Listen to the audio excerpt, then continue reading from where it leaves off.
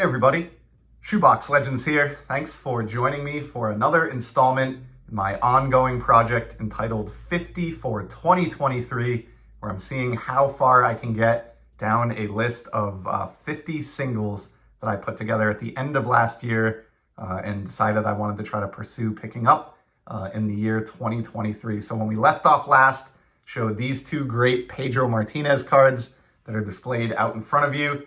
Stadium Club Chrome refractors from his era of dominance around the turn of the century. We have the 99 on the left and the 2000 on the right.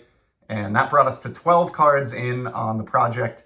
And I mentioned at the end of that video that the next one would be a significant vintage baseball card. And this is one that I have wanted for a long time. Never really just had the right opportunity to make it happen. Never matched up the timing in terms of having the funds to pursue it with finding a copy that I was satisfied with.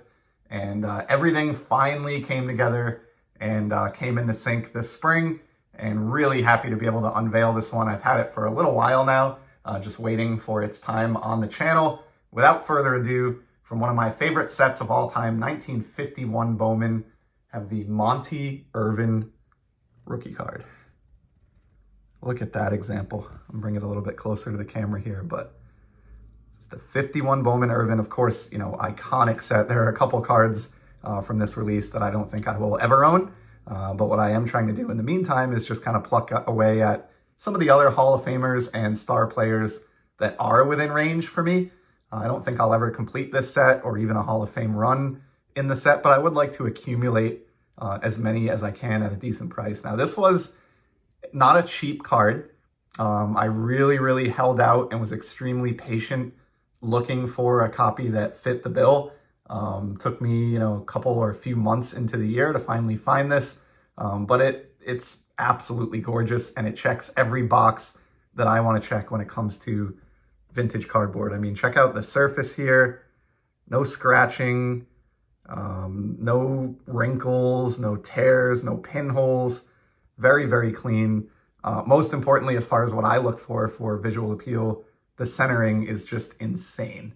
So this is graded a PSA 5, but it has like PSA 9 centering all day long.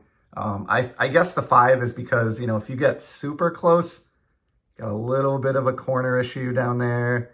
The corners are slightly fuzzed. But I mean, overall, I don't need anything better than this for any vintage card. Period. I would have even taken a lower grade than a 5, honestly, but have a hard time finding these in well-centered examples like this. And I just can't believe how amazingly this presents. I was fortunate enough to pick up a couple others from this set. In fact, I think some of the first posts in this series to kick off the year were some cheaper, less expensive 51 Bowman players that I picked up.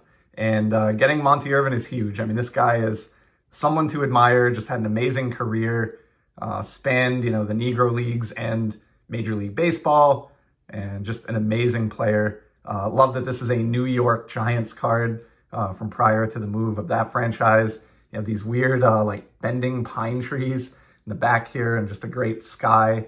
I say this every time I see a Bowman card from the 50s, at least the early 50s anyway. The artwork is like unparalleled. These are, everybody says it and it's the truth. They're like little vintage, works of art. So just really cool. Here's the back. And I think this is the other primary reason this received a 5. There's a little bit of a wax stain here above some of that bio info at the top. Super common, as anyone knows that collects 50s Bowman. That doesn't bother me in the least.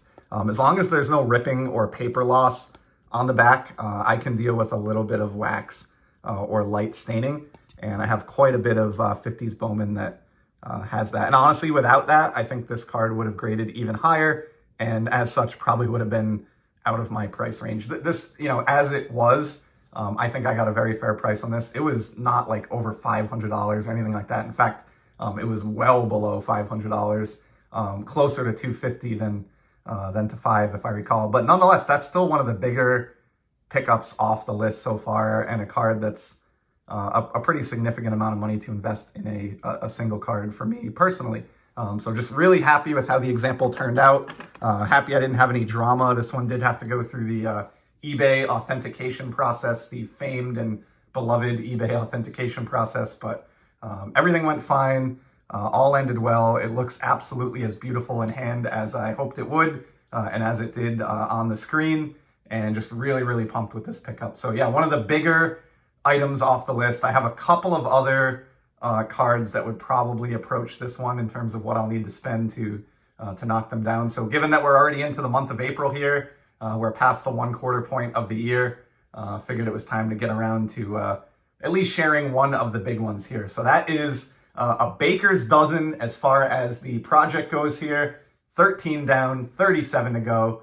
Would love to hear from you in the comments on the Irvin card, or any thoughts you have about this project overall. And as always, I'll be back in the very near future with some more sports card content. Till then, take care and enjoy the hobby, everybody.